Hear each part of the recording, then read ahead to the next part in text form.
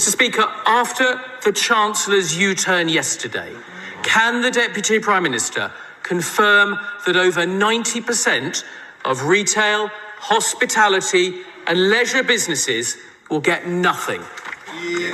Deputy Prime Minister. It's always a pleasure to hear from the co-author of the mini-budget.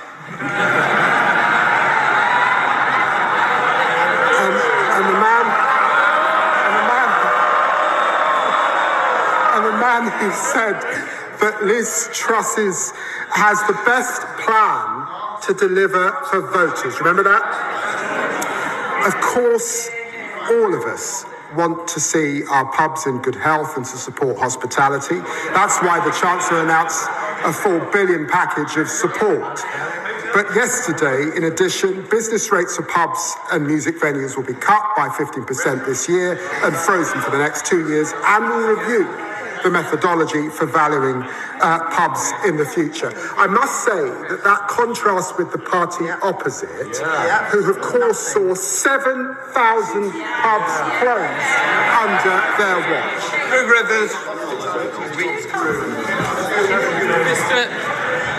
Mr. Speaker, he wants to talk about experience. I spent 25 years building businesses, creating jobs. He spent 25 years manufacturing grievance. And if the party opposite knew anything about business, they would know this is too little too late. Our high streets, their high streets are bleeding out, and the Chancellor's handing out. They don't want to hear this, Deputy Speaker. Our high streets are bleeding out, and the Chancellor's handing out a box of sticking plasters. They can't even U-turn properly. Mr. Speaker, a senior advisor to Andy Burnham said yesterday the Chancellor just wants a cheap headline. Meanwhile, our high streets are being decimated. He's right, isn't he?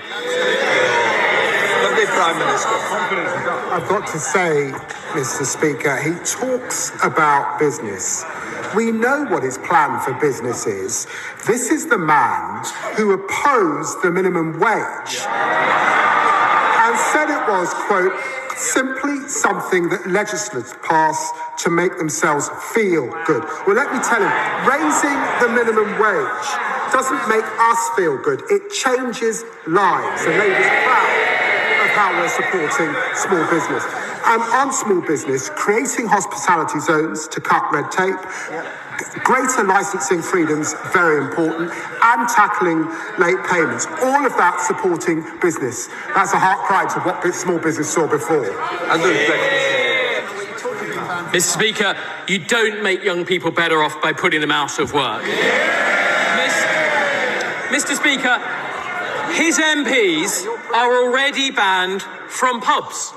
Where next? Shops, restaurants, hair salons. That may not make a difference to him or I, but for many of them, they should back our plan to scrap business rates, but they haven't got the backbone to cut welfare to pay for it. And it's not just business rates, Mr. Speaker. Under them, the cost of hiring is up. Whenever the government overtax businesses, those businesses end up employing less people.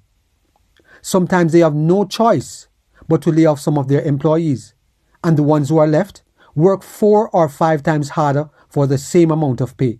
Whenever you increase taxes and minimum wage at the same time, especially for small businesses, businesses are less likely to employ young people, or they are the first ones that are put out of a job.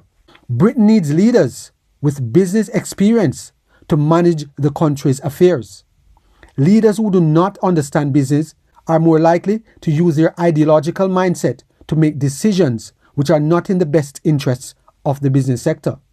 If we do not get the right leaders in government who understand the complexities of business, businesses will continue to shut down, and some will continue to move to other countries who are business friendly. If you have benefited in any way from this video, Please subscribe, like, share, and be sure to leave us a comment.